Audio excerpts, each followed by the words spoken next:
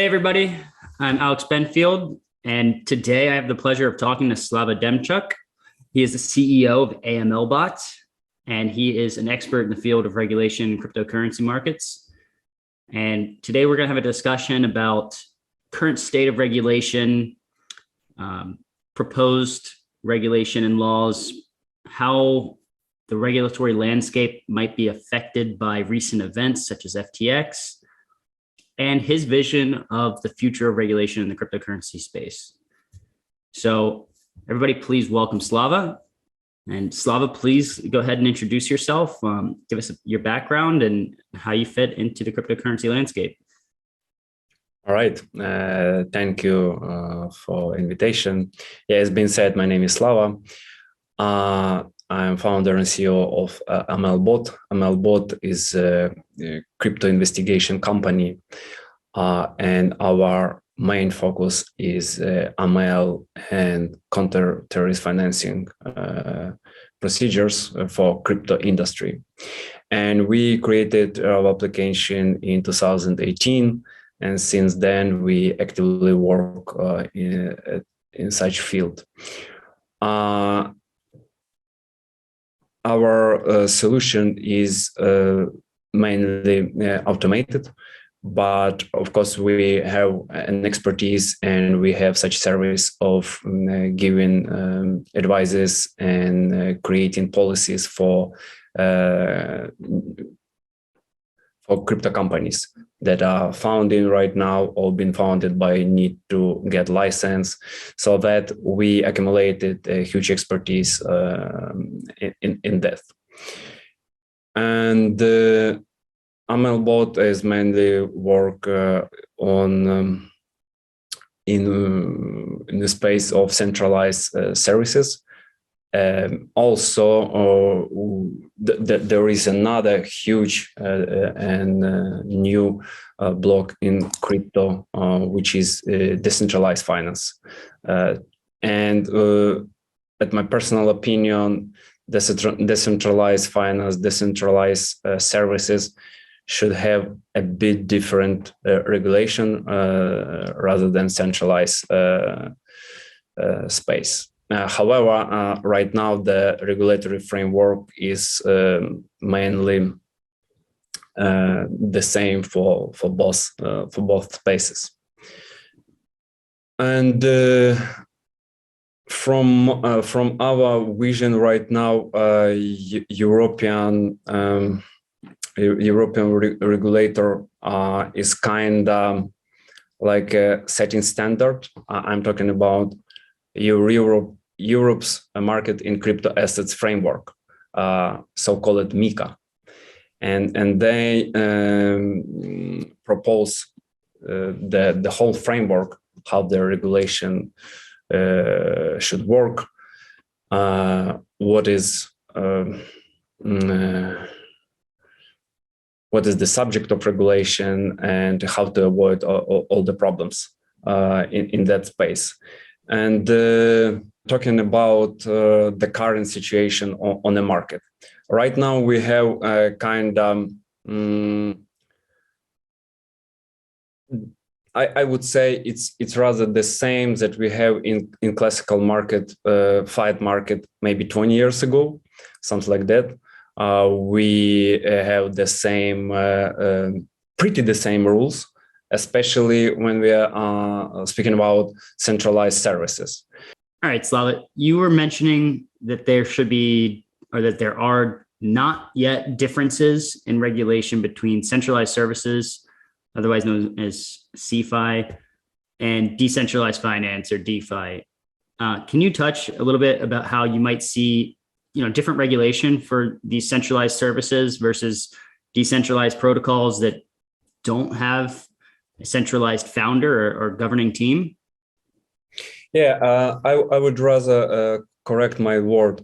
I mean the regulation within one big framework, and within this framework they might differentiate centralized exchanges and decentralized exchanges, but in general, nothing.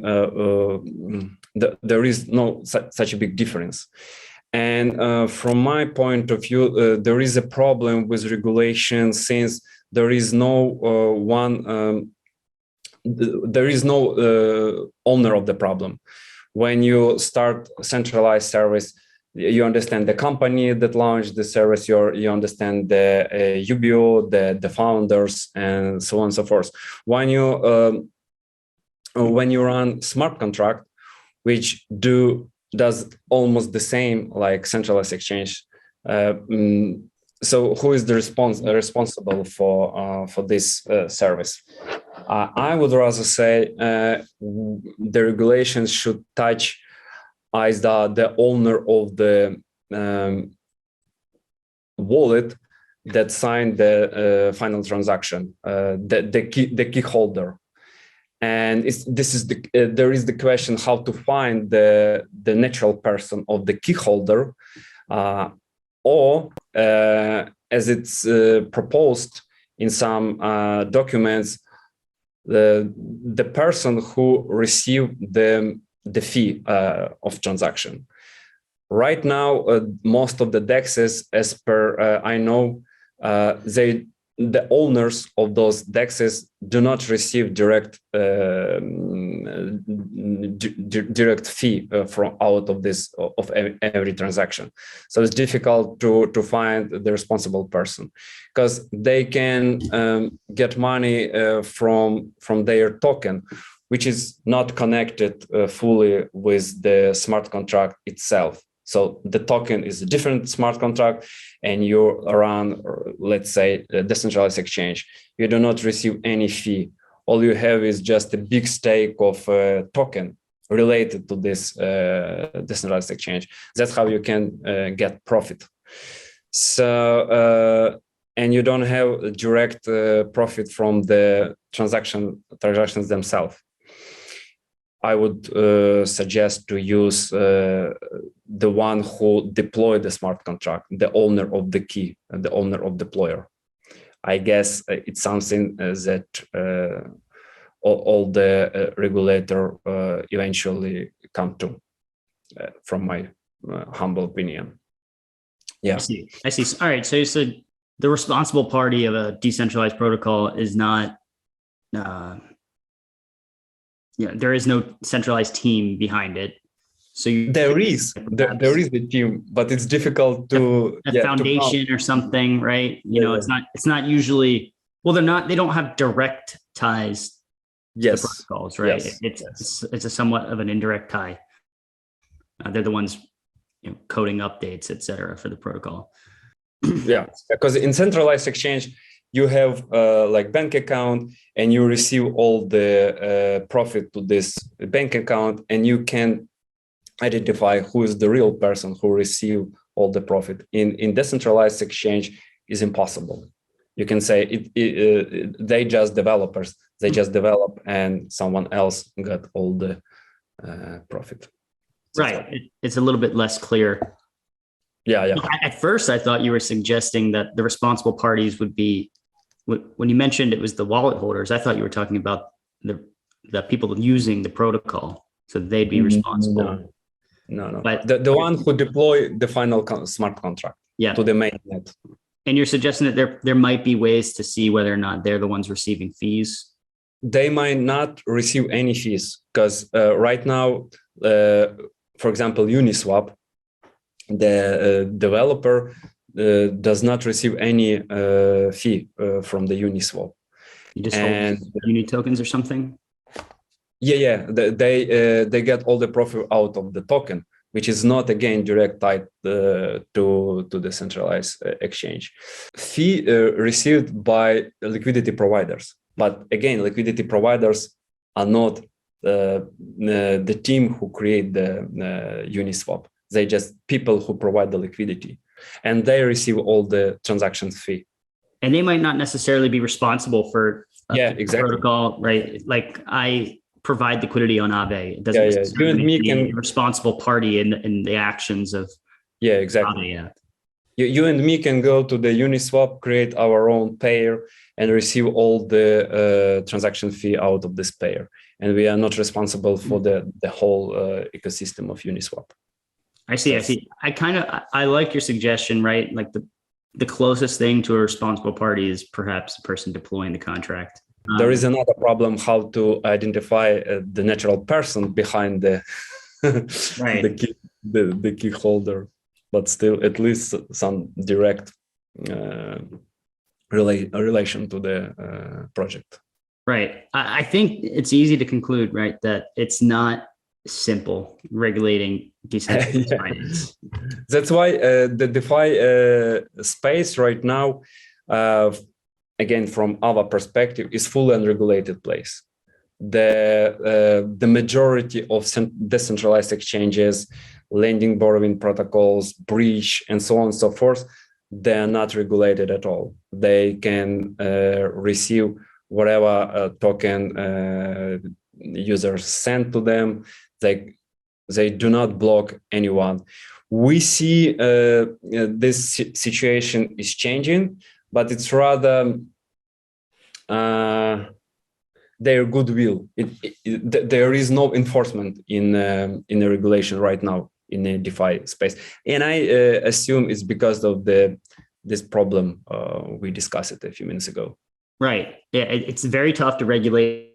I think, in my opinion, the worst way to regulate it, though, is to compare it simply to a centralized exchange or centralized service and try to regulate that way, because it just doesn't make sense. There are no governing teams making executive actions on these protocols. They're smart contract, right? There is somebody that deployed the smart contract, but that contract then just continuously runs on its own based off of its own programming. There's no one person approving or disapproving the actions of the smart contract. It's pre-coded in there. There is another interesting trend, at least in Ethereum ecosystem. The enforcement might come to validators, those who own big nodes. They can ask them, do not validate, for example, transaction coming from some specific regions like that. They could also enforce them not to validate transaction coming from specific addresses.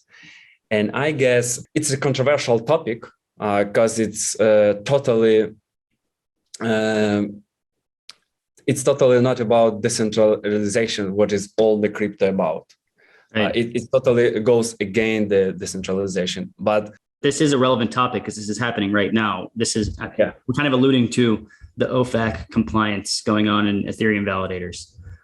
So I'm glad you're on this topic, and I really want to get your opinions on it. It's something that the majority of crypto enthusiasm do not like. It's going, as I said, it's going against the whole principles. But from the other hand, probably this is one of the easiest way for regulators and for law enforcement to stop from some specific transaction. And probably they will go in this direction. Nothing can stop them from out of this. Yeah. Nothing can stop them. That sounds kind of Yeah, exactly. Oh, yeah, that doesn't make me happy. Yeah, it's the only really decentralized crypto is remain Bitcoin, because there are proof of works and a lot of nodes, and you can't enforce any censorship on such a big amount of validators. In case of Ethereum, or especially in case of those so-called super fast blockchains with the small amount of validators, let's say it's more centralized. Yes, so it's totally centralized in that regard. And so it's easy. I have a question for you then. The way that you're painting that picture makes it seem like Bitcoin is, totally decentralized because of the number of nodes, number of validators. Well, I guess they're not validators, but the sheer amount of nodes.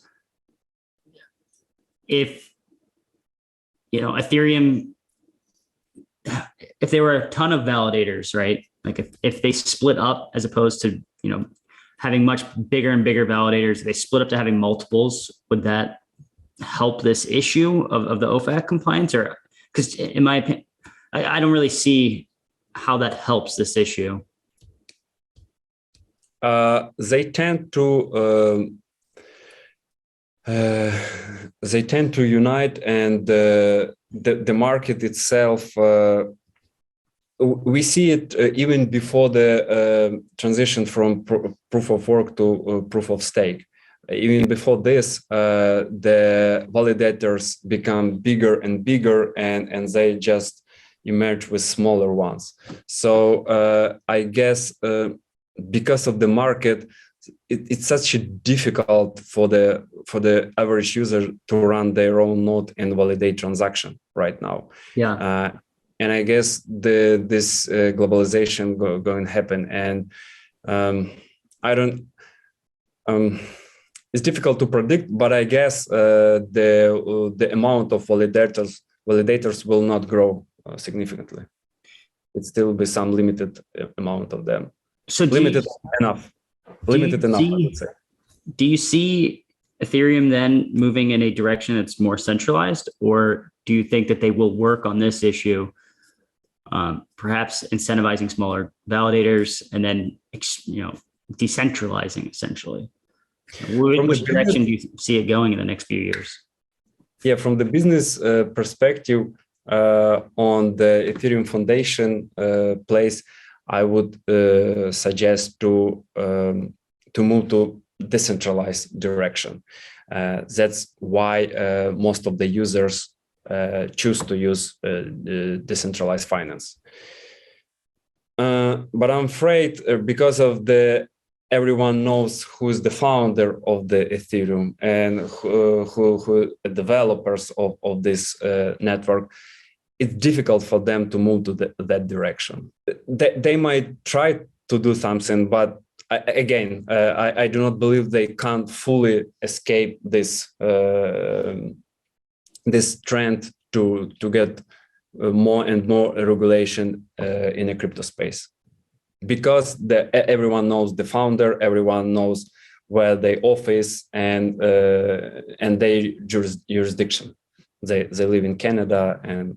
Right. This is one of the biggest issues with regulation as far as cryptocurrency goes, because it's kind of shaping the development of this technology, right? Because what you just laid out is regulation is kind of kneecapping Ethereum to move in a more centralized direction, as opposed to the more natural direction the developers wouldn't likely take it as a more decentralized route.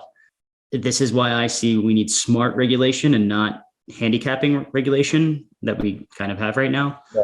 For example, the same Mika I told you about, they capped the volume of the stable coin daily volume, 200 million, I guess, per day, which is the huge limitation for the financial system, and it's not good for the development of this specific type of cryptocurrency. I mean stable coin, for example. So that's the problem, that the regulation go against the development of the technology. Right.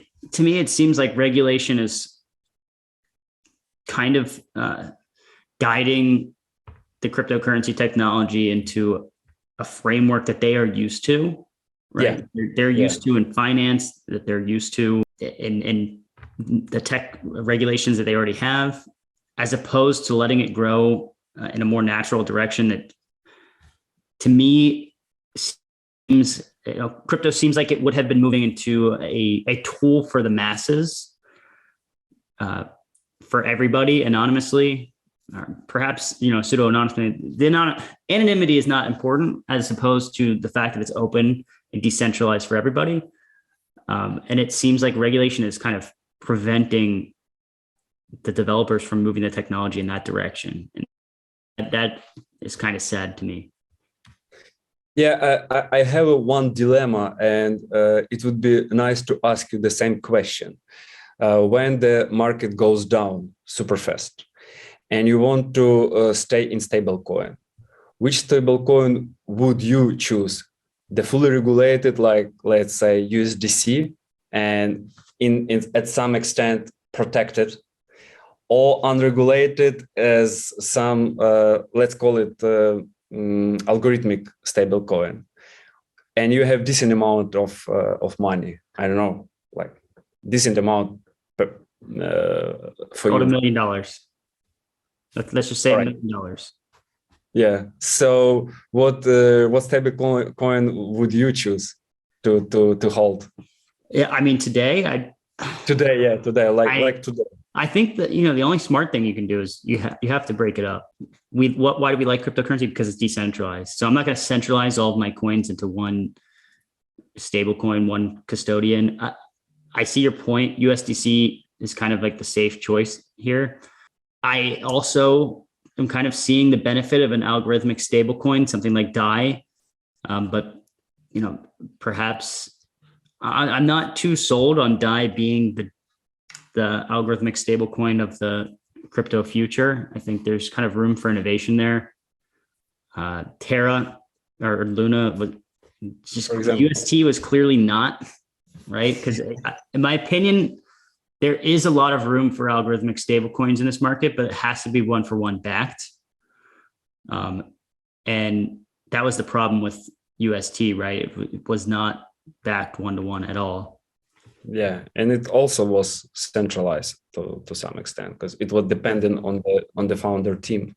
That's also the problem. There's a lot of problems, I think. There's multiple. Yeah.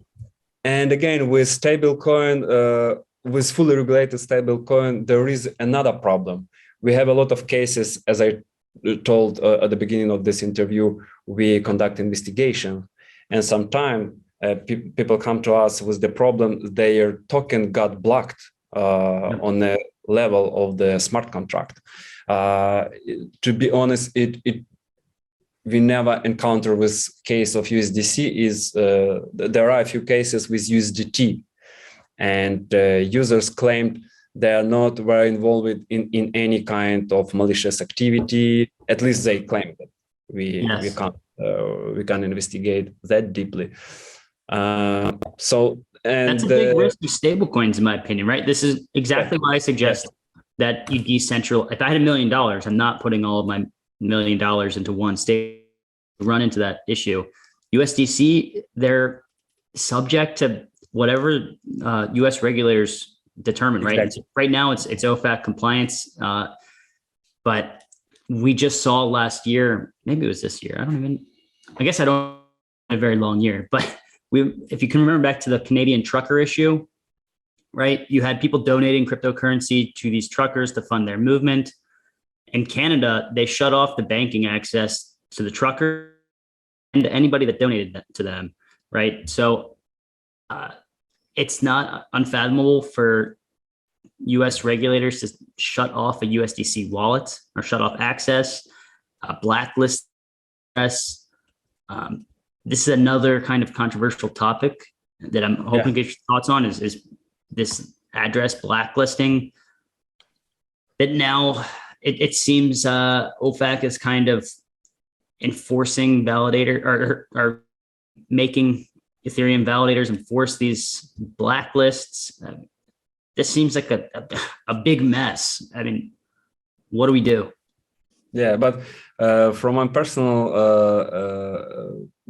point of view on the same question, because I faced it with this problem when it was the Russia invaded to Ukraine and all the banking system collapsed in a few days, and the stable coins is the only asset you can carry with some level of security.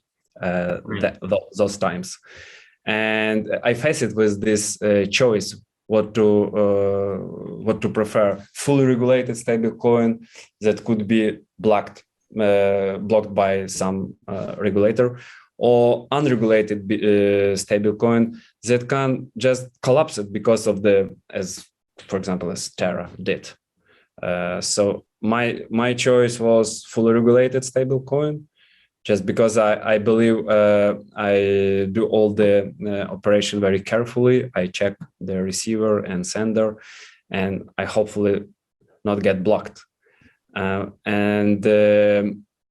Which is not the case with unregulated stablecoin, because they just can be banned by some regulator and all the system collapsed in a few days, as Terra did, and nothing you can do about it, and you lose all the money. So you chose USDC.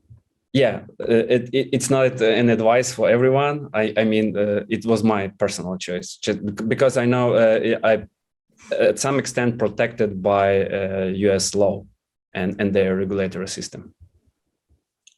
And you know what? Not all regulation is bad, right? This is why we need some smart regulation. My issue, and I think,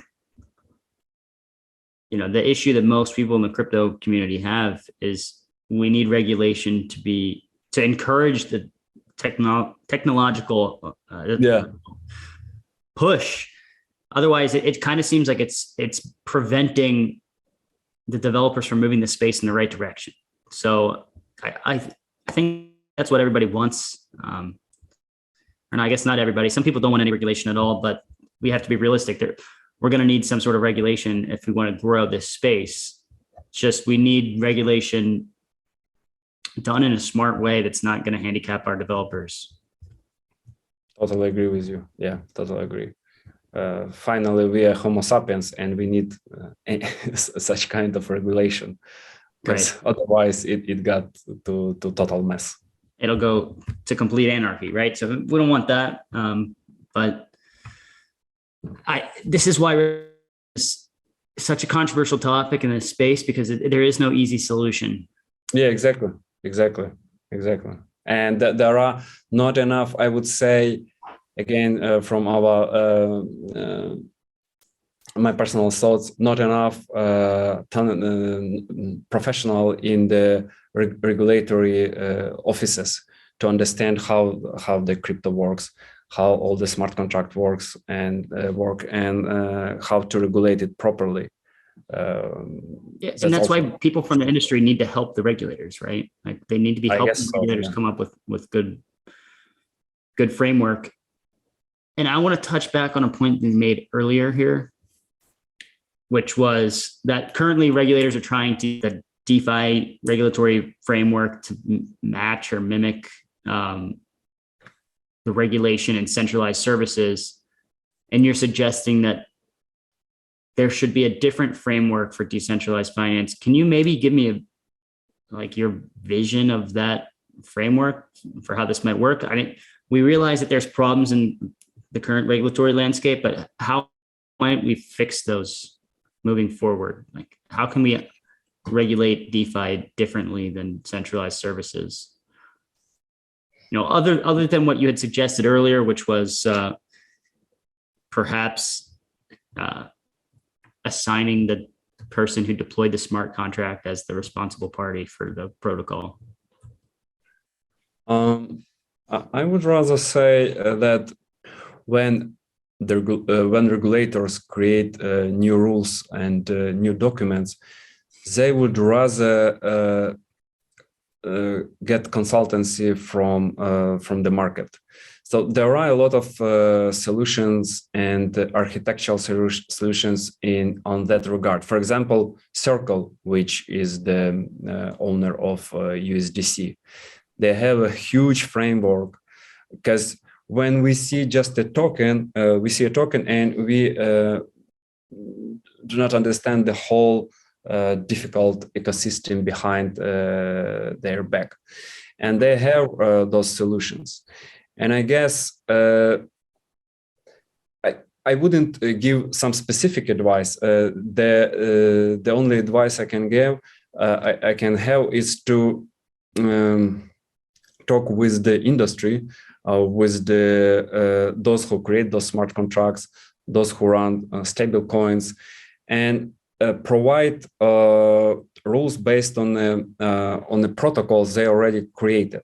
Because, for example, Circle, they have a huge framework and they are a bit ahead of the regulations, and as well as other companies.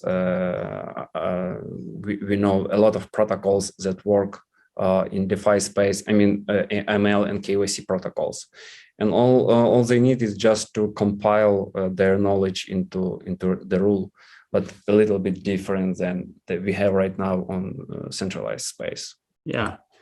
So perhaps regulation for decentralized protocols varies protocol to protocol, right? And it's not just some sort of gigantic framework that everybody needs to adhere to. That's kind of what I took from what you just said. It might be the one huge framework, but they need to consider the ideas that already exist on the market. I mean, on the DeFi market. It's just a matter of discussion with the market players. Maybe it's the biggest one, market players on the space. Yeah. Slava, is there any other topic that you would like to tell us about during this call? No, I guess we pretty discussed everything we have so far. It's a very interesting topic on NFT regulations.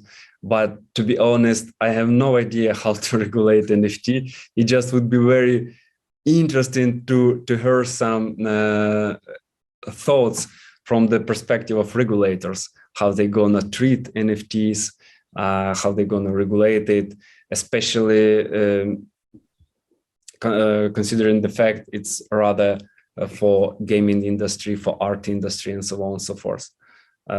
It's something I'm open to and would be interesting to hear from the regulator's perspective. Absolutely. Regulation is such an interesting topic. I mean, it's extremely important. It dictates kind of how we interact with this entire industry. Thank you so much for being on this call with us, giving your perspective of regulation at the moment. And we'd love to have you back at a different time. Thank you, Alex. See you.